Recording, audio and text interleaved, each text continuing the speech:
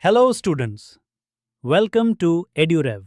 Have you ever wondered how a t-shirt stitched in one country, a smartphone designed in another, and a service like online banking can reach you so smoothly across borders? In this short lesson, we'll explore how international business stitches the global economy together and what every commerce student should know about the players, the flows, and the rules. First, let's set the scene.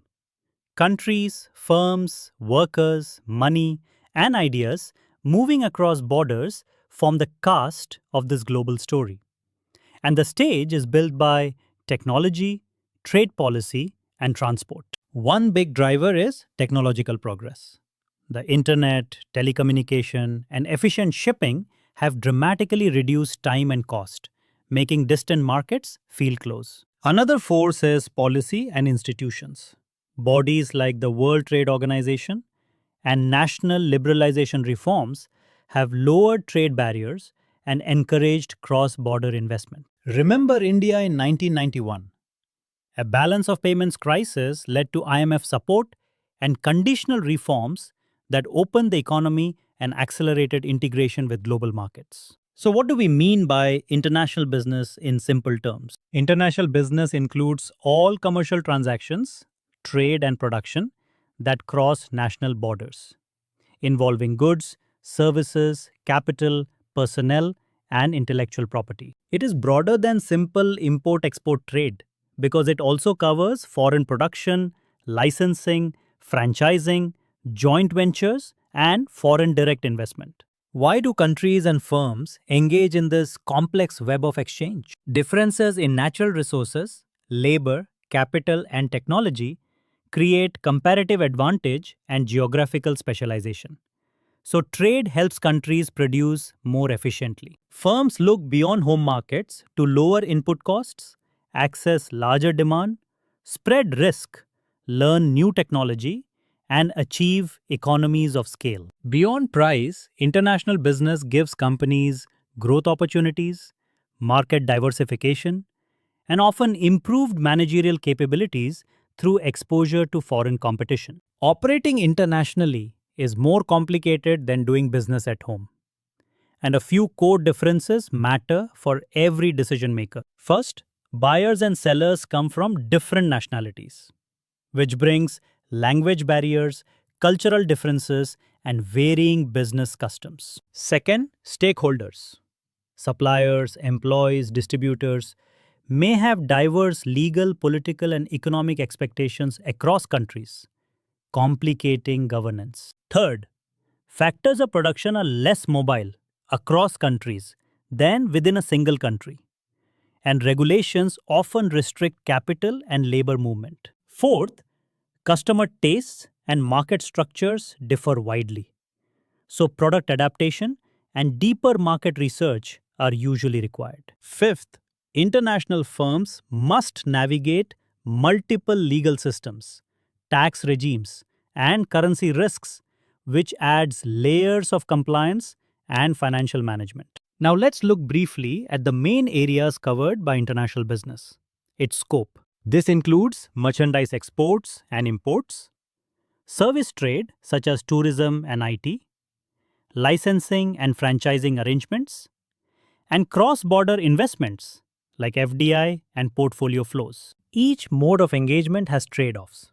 So firms choose entry modes that match their strategy, risk appetite, and market conditions. Exporting is often the simplest entry route. It requires less capital and is quick to start, but it exposes the firm to transport costs, tariffs, and limited local presence. Contract manufacturing or outsourcing lets firms use local factories to produce parts or whole products, reducing investment but creating challenges in quality control and intellectual property protection. Licensing and franchising allow rapid expansion with low investment by granting rights to local firms, though they risk brand dilution and technology leakage if not managed carefully. Joint ventures combine local knowledge with foreign capital and reduce entry risk. Yet, Partners must manage shared control and possible conflicts. Wholly owned subsidiaries give full control and protect proprietary technology, but they demand high capital and expose the parent to full political and market risk. On the practical side, international trade follows structured export and import procedures that ensure goods move legally and payments are secured. Exports typically begin with enquiry and pro forma invoices, require export licenses or IEC registration, pre-shipment finance, packing, insurance, customs clearance, and finally negotiation of shipping documents for payment. Imports mirror this flow. Enquiries, import licenses if needed, letters of credit or payment instruments, shipment advice, customs clearance, payment and release of goods. Key documents include commercial invoices, packing lists, certificates of origin, inspection certificates, bills of lading or airway bills, letters of credit, and insurance policies. Mastering these documents and the sequencing of steps is essential for avoiding delays, securing payment, and managing foreign exchange and compliance risk. So, what is the key insight for commerce students learning this topic? International business is not just about selling abroad.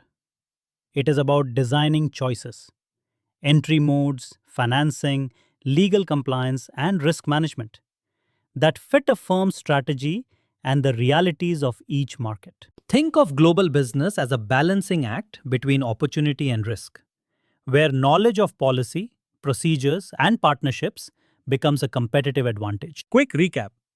Global integration is driven by technology, policy, and comparative advantage. International business spans goods, services, IP, and capital. And firms enter markets via exports, outsourcing, licensing, joint ventures, or full ownership, each with trade-offs. Thank you for listening. Keep this roadmap close when you study cases or prepare projects, because understanding these flows makes commerce practical and exciting.